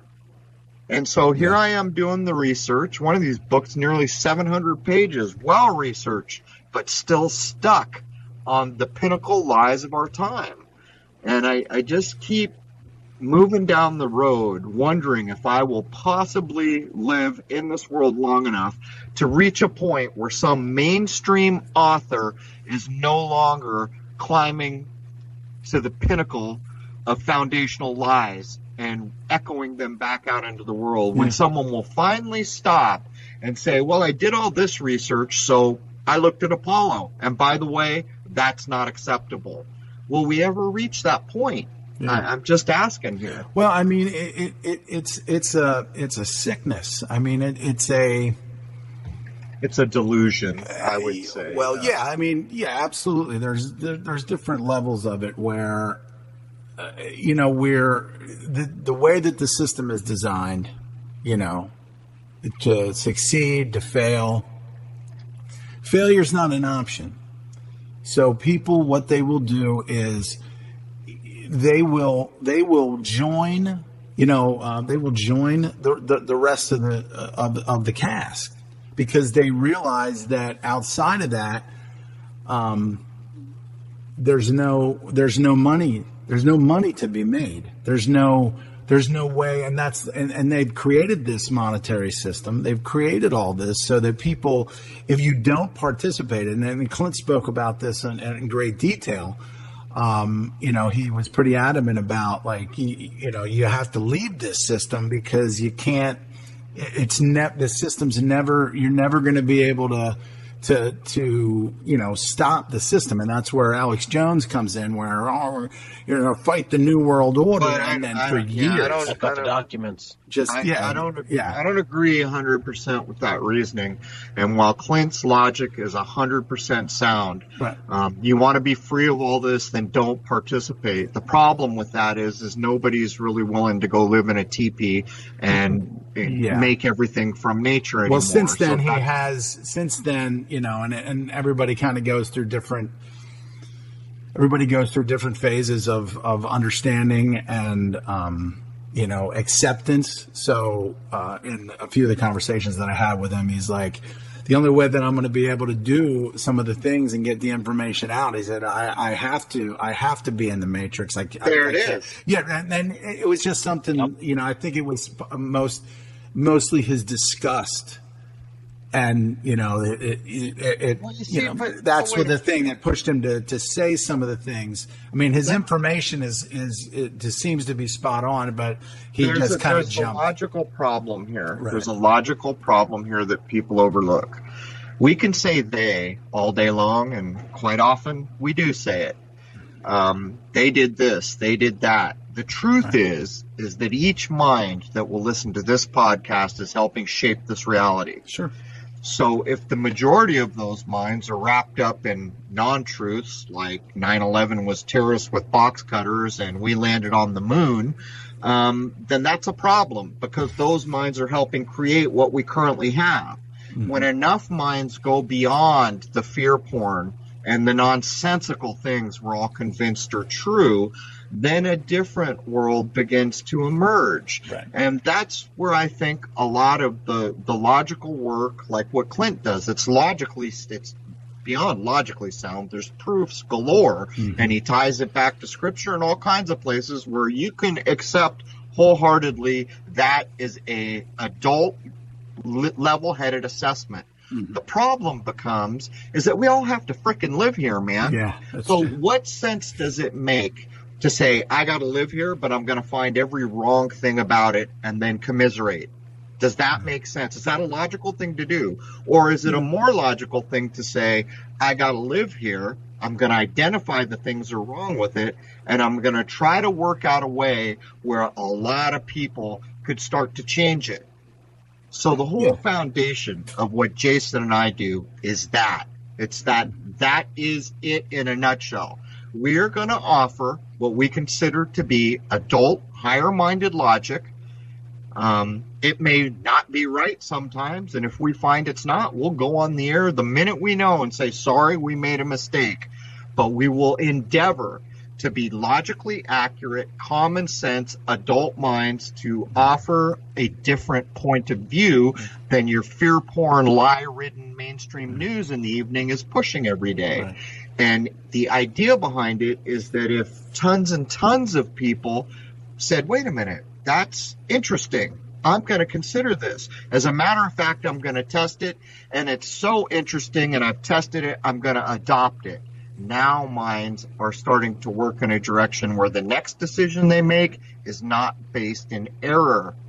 It is very easy for an adult to control a child. And what we're talking about here is no different. It's just a mindset. Right. The child is not grown up enough to not be in fantasy, to not have the same power of intellect. But it's no different when you get all these adults in the room and the they we always like to talk about are pulling all the strings. Well, truly, those adults need to grow up a little more, don't they? Because someone is still pulling their strings. Yeah. And to be fair, there's probably currently no way to ever be free of the string pulling. I mean, if you're using fiat currency, you're getting your strings pulled. If you pay insurance companies, you're getting your strings pulled. But on a more human level, when you are using common sense and an adult mind to try to deduce what's right, what's true, and know it, then all the decisions you make are more helpful to a natural world. And the flip side is if you do everything in error, then everybody knows the value of error. Absolutely. And I found that, that exactly what you say, that you guys do and that you are doing, and that is why it kind of, drew me in, and I was like, this is great information, and you guys seek it out and you do just that. So it's much appreciated. It's an option for people to consider. And that's the best you can do in this world. You can't take a sledgehammer and jam your ideas, no matter how precious they are to you, into another mind. The best you can do is figure out a good way to present it, and then the mind that comes in contact with it will make their own choice. Am I interested in this? Does it seem valuable? And then an adult mind will say, well, wait a minute. This does seem valuable, but I'm not going to believe it just because Crow or Jason said it, I'm going to try to rip a hole in it. I'm going to try to prove it wrong. And if you can't, then you're starting to find real value there. And that is what's been missing in Western culture, where our school, what we call learning, from my point of view, it's not learning. To read a book, to memorize some things, then to regurgitate it on a piece of paper to get an A is not learning. What learning is an individual mind coming at an issue with its individual qualities and working logically towards an outcome. And that outcome is not based on what Einstein said, or the president of the United States, or the head of the Nobel Peace Prize Committee. It's what your mind can make of it. That is what's critical. And the problem is, we've all been taught that if Einstein said a thing, it's a law. Well, I got news for you. Nothing Einstein said is a law. It's all theoretical gibberish. And by the way, it's been around long enough that it was ever going to be proved a law, we'd have seen that day by now. We have supercomputers in this world now, by the way. Right, yeah, the quantum stuff.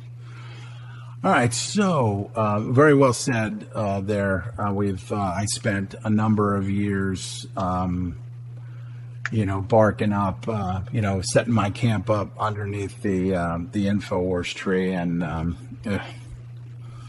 it's a good place to learn, not to be fooled. Absolutely, yeah, and it took a little while, but well, he also changed as the years went by. Like, what he did earlier on is definitely not what he's doing now. Yeah, a lot of people. You got to bait your hook, don't you? A lot of people, big time, in his organization think that Kurt Nemo bailed, and now he does a blog, Another Day in the Empire, and he kind of like summed it up. He was like, what's going on over there is just not.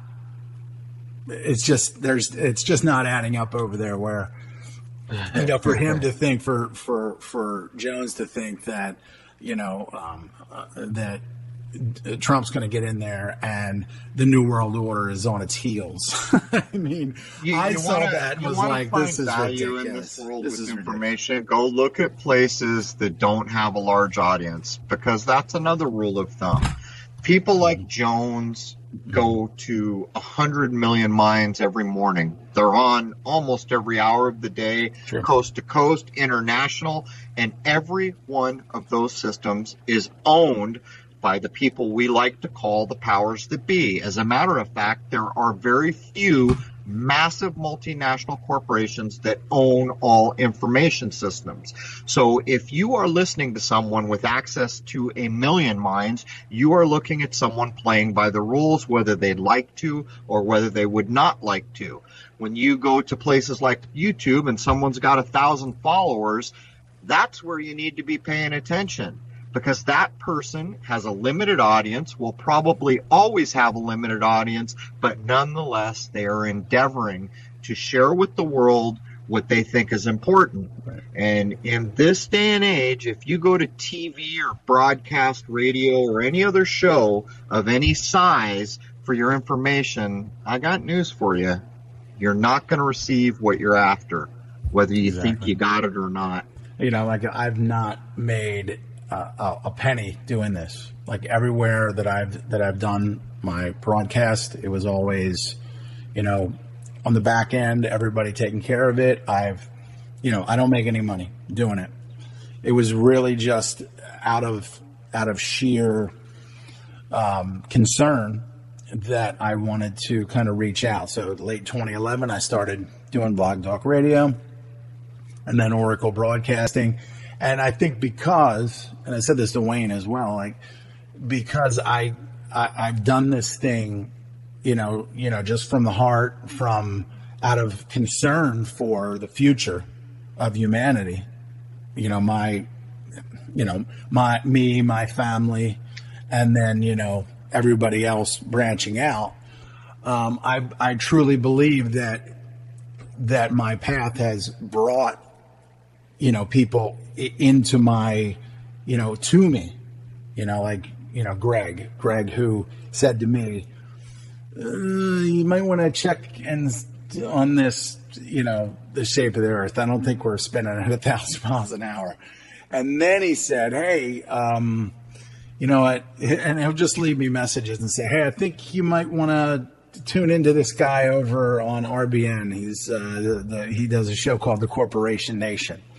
So I tune in there, and next thing you know, I'm doing some podcasts, and I'm learning from, some pretty, good people, like people that you said, like the people that don't have, people that are putting good information out there, and they're not shilling, or they're not doing any of this. They're just doing things that they feel as a sentient being that they should be doing, and their own particular path.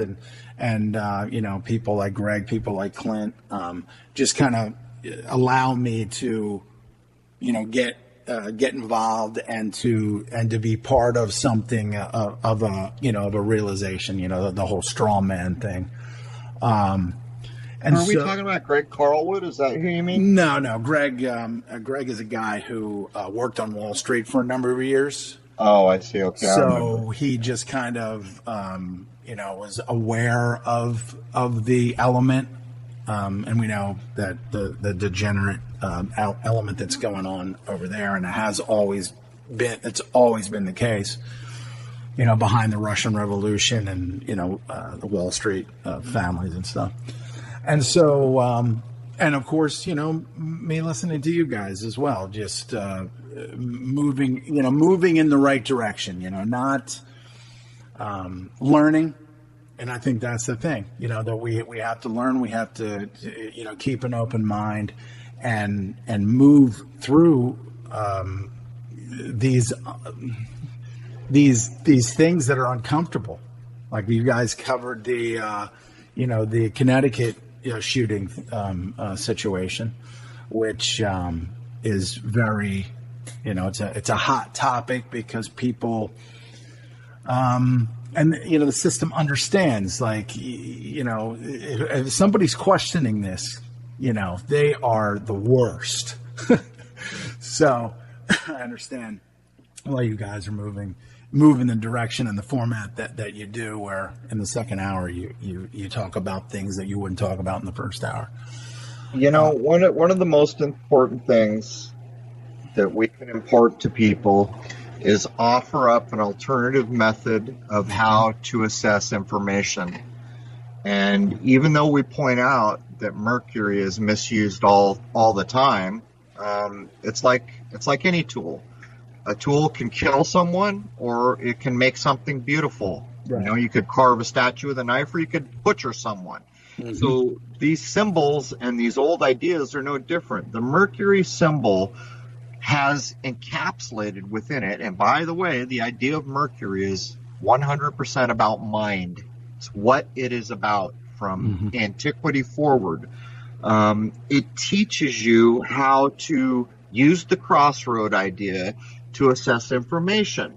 And I have a blog up on Crow777 Radio. It was posted on June 23, 2017. The title that demonstrates this idea to people, the title of that blog is I Went Down to the Crossroads and Left Walking. Of course, that's a play on the Robert Johnson idea, because he fell down to his knees. I'm pointing out that you don't need to fall down to your damn knees if you understand things. But in that blog, I demonstrate what it means every time you're presented with information. When you're presented with information, your mind has been drugged to the crossroads.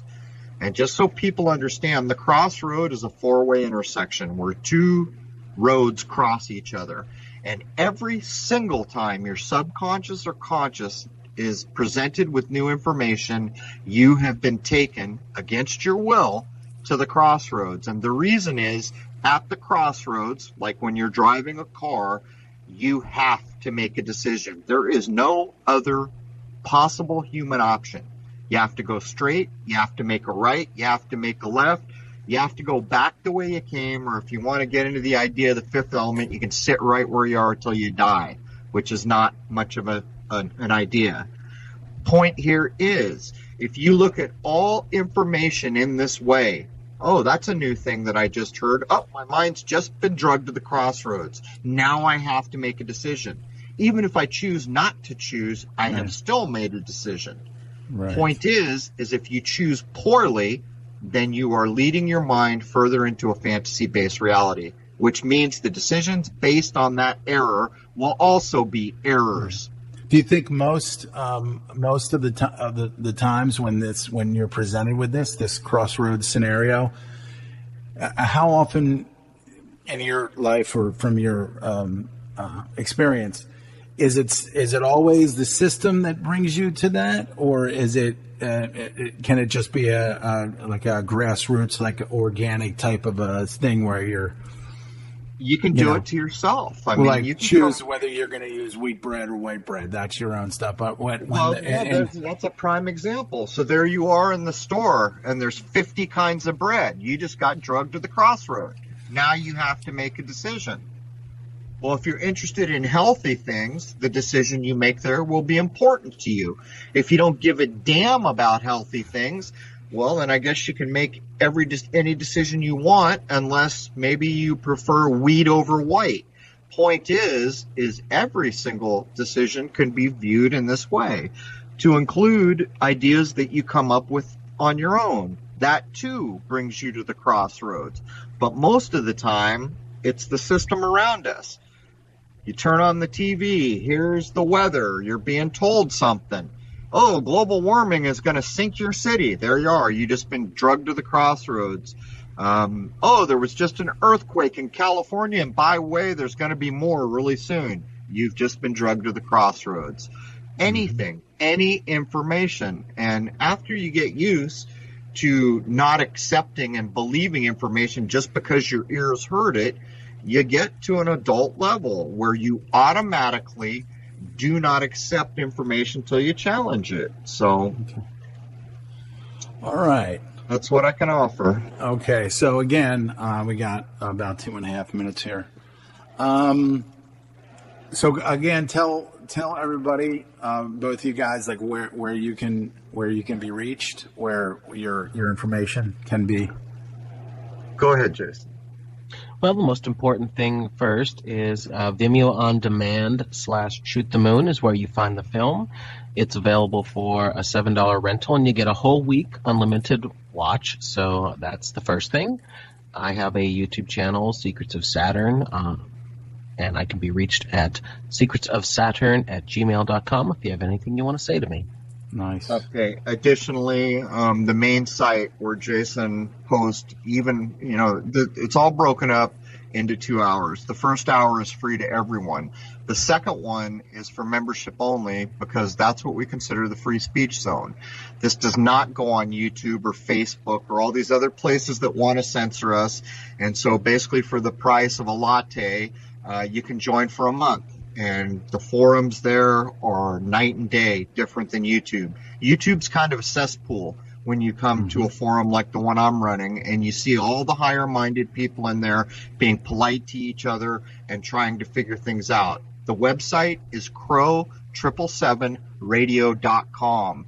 Crow has 2 R's, CRROW, and then there's my YouTube channel, which is simply Crow777. Okay. Awesome. I wanted to share with you guys because I saw a really, really good documentary, and stick with me after I end the.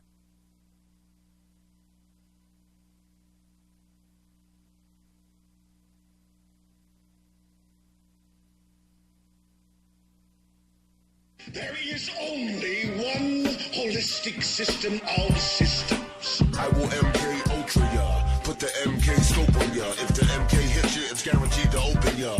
The 57mm Mark 110, 220 rounds a minute, try to stop them. Don't put that on your wish list, that's retarded babble. Protesters make the hit list soon as they start to rabble. They're nothing but fishes in the barrel. It doesn't have to be Christmas for a carol. Some decorate with ornamental decorum, some perform shotgun on Hanukkah and Purim. That's where my job come in. I am a blessing to the mercenary for the corporation selling weapons to them. Any potential competitor step into them. I'm authorized to knock them out and stick a GPS into them. They want to sell uranium to Iran that's enriched. That's a bitch. Now we gotta teach them lessons.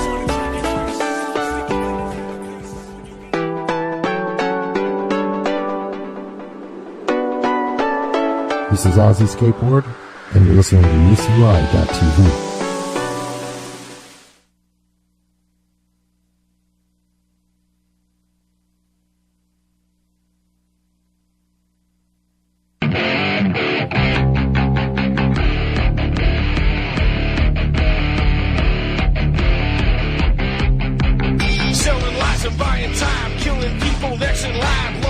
Social slime, they don't matter, genocide, sick from water, sick from air, making money, they don't care, censorship, force of air, fuck them back, it's only for they bomb, they shoot, they kill, they massacre, rape, they burn the kids, no one